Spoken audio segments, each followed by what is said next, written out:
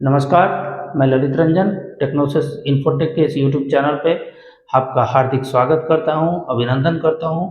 आज के वीडियो के इस अंक में हम लोग जल के देवता वरुण की बात करेंगे। वरुण पर्वत जिसे हम लोग नेपच्यून के नाम से भी जानते हैं। प्राचीन वैदिक ज्योतिषी में वरुण पर्वत के विषय में विशेष चर्चा नहीं है, लेकिन आधुनिक जो ज्योतिषियों का मत है कि ये भी कुछ न कुछ हमारे मन मस्तिष्क के ऊपर अपना प्रभाव रखते हैं।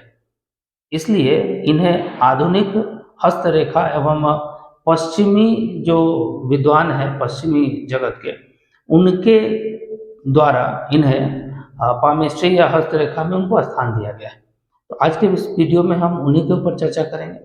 अगर हम हथेली या अपने हाथ में वरुण पर्वत की स्थिति को समझे तो हमारे हाथ में चंद्रमा के ठीक ऊपर ये जो चंद्र पर्वत है, और ऊपर हमने जो अभी पिछले वीडियो में बात की थी प्रजापति, इसी के पास ये जो क्षेत्र है मस्तिष्क रेखा से नीचे चंद्रमा से ऊपर का यह जो भाग है, इसे हम वरुण पर्वत को देते हैं।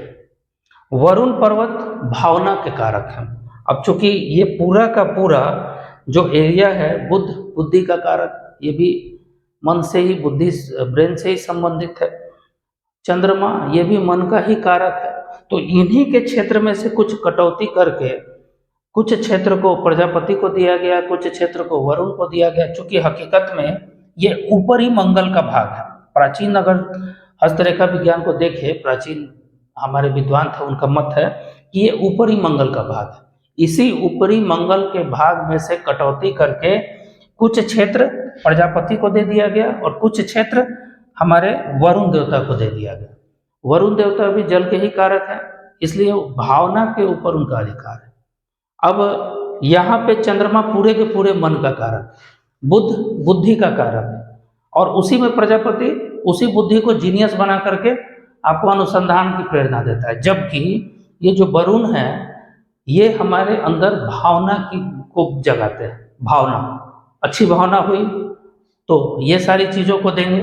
अगर खराब भावना हुई तो हमारे अंदर ईर्ष्या, क्रोध, इन सब चीज़, इन जैसी भावनाओं को भरेंगे। तब एक एक करके हम समझते हैं। अब यहाँ पे है वरुण पर्वत की 3 स्थितियाँ होंगी। एक तो यह अपने स्थान पे हो, समुन्नत हो। ये जो हथेली है, इस जगह पे अगर ये अपने समुन्नत स्थिति में हो, दबे ना हो, न ज़्यादा उठे हुए हो, न ज़्यादा उठे हुए हों, न चंद्रमा के तरफ सरके हुए हों, न ऊपर प्रजापति के तरफ सरके हुए हैं, तो ऐसी स्थिति में उनकी यह शुभ स्थिति मानी जाएगी। ऐसे व्यक्ति जिसमें यह पाया जाता है, ऐसा व्यक्ति सज्जन प्रकृति का होता है। समाज में वो हमेशा ही अपना एक अच्छा स्वरूप प्रस्तुत करने का प्रयत्न करना है। सज्जन होगा, उसका जो भाव है दूसरों के प्रति काफी अच्छा होगा, दया की भावना होगी, सद्गुणी होगी, मानवीय गुण उसमें भरपूर होंगे, किसी भी व्यक्ति से वो प्रेम करेगा, निष्ठा उसकी अच्छी होगी।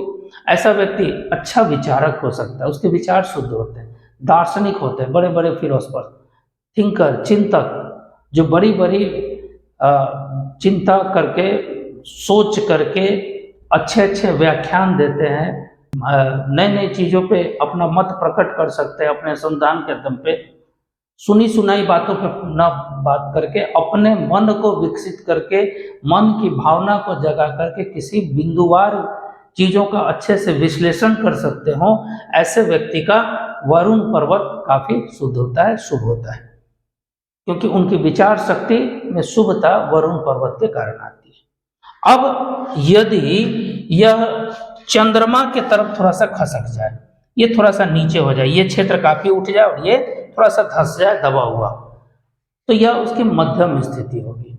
मध्यम स्थिति में वो काफ़ी जल्दी उत्तेजित हो जाएगा, उसमें उत्तेजना भर जाएगा।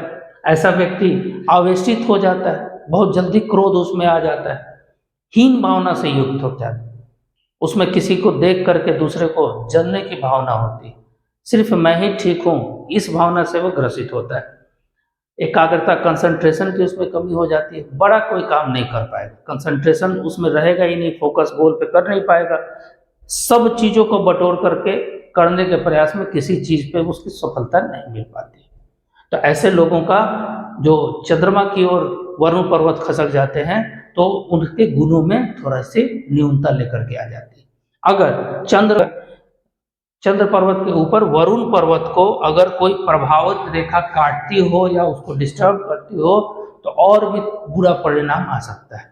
ऐसा व्यक्ति संकी हो सकता है, उन्मादी हो सकता है, ऐसा व्यक्ति आधा पागल जिसको कहते हैं हम लोग, अर्धकपारी हम लोग के यहाँ कहा जाता है, या फिर अगर मस्तिष्क रेखा भी उसकी दूषित हो तो पागल भी हो सकता है, वो डिप्रेशन में जा सकता है। तो कहने का मतलब है कि वरुण पर्वत भावना के ऊपर अपना कमांड रखता है और ऐसी स्थिति में अगर उस पर किसी तरह का प्रभाव होता है तो उसके भावनात्मक जो न्यूनता आती है उसके शरीर में देखी जा सकती है। अब वरुण पर्वत से संबंधित तीसरी अवस्था जो है वो उसकी अशुभ स्थिति। वरुण पर्वत की अशुभ स्थिति क्या हो सकती है? अब यदि ये पर्वत अपने नियत स्थान से खसक करके ऊपर के तरफ चला जाए, कहाँ? प्रजापति पर्वत के तरफ। अब प्रजापति पर्वत का निचला हिस्सा हम लोगों ने बात किया था कि वो खुद ही खराब हो जाता है, स्पॉइल्ड हो जाता है। अब ऐसी स्थिति में ये इससे जा करके मिल जाए तो भावना उसकी हो जाएगी, वो बहुत खराब हो जाएगी। क्या हो जाएगा? तो वो अन्यायी हो जाएगा, वो क्रूर कर्म करने वाला हो जाएगा, समाज में निंदनीय काम करने वाला हो, उसको मोह ममता नहीं रहेगी, आवेश से युक्त रहेगा, ईर्ष्यालु होगा, दूसरे को देख करके ईर्ष्या करेगा, शंका उसके दिमाग में भरी रहेगी, शंकालु प्रवृत्ति का हो जाएगा, किसी को भी देख करके उसके मन में एक अलग तरह का व्यवहार आप उससे आप अपेक्षा कर सकते हैं। उसका व्यवहार अचानक, अगर किसी को कुछ बोलना हो तो कुछ भी अनशन बोल करके निकल लिए तुरंत 2 मिनट में, फिर आकर के माफी मांगने लगे। तो ऐसे व्यक्ति में वरुण पर्वत दूषित अवस्था में पाया जाता है और जिसमें यह दूषित अवस्था में पाया जाता है ऐसे लोगों पर बिल्कुल भी विश्वास नहीं किया जा सकता, यह विश्वासघाती हो सकते हैं, धोखेबाज, मक्कार। ऐसे व्यक्ति किसी पे भरोसा करने लायक नहीं होते, उन पे किसी तरह का भरोसा नहीं किया जा सकता है, स्वार्थी होते हैं। अपना काम निकालने के बाद कैसे रूप रंग बदलेंगे वो आप तुरंत उनको देख करके पता लगा सकते हैं।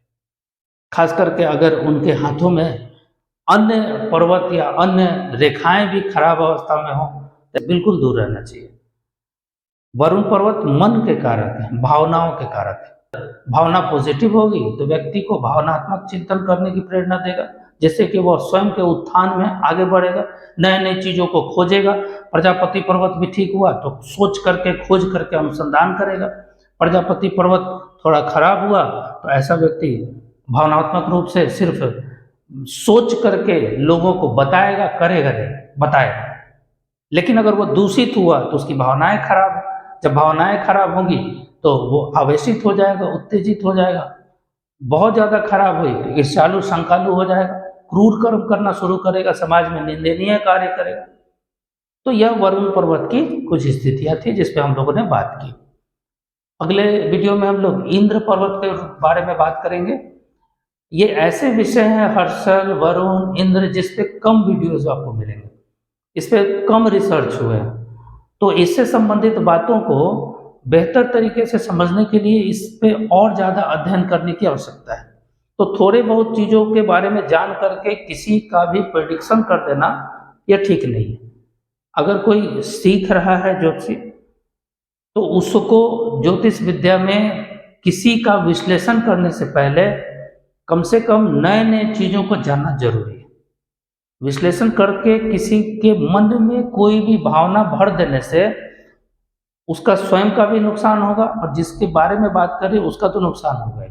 तो इससे बचें, आपको आगे बढ़ने में यह सहायता करेगी। आशा यह वीडियो आपको पसंद आई होगी, आपको समझ आई होगी। अगर ऐसा है तो प्लीज़ सब्सक्राइब करें, चैनल को आगे बढ़ाएं। आपका दिन शुभ हो। नमस्कार।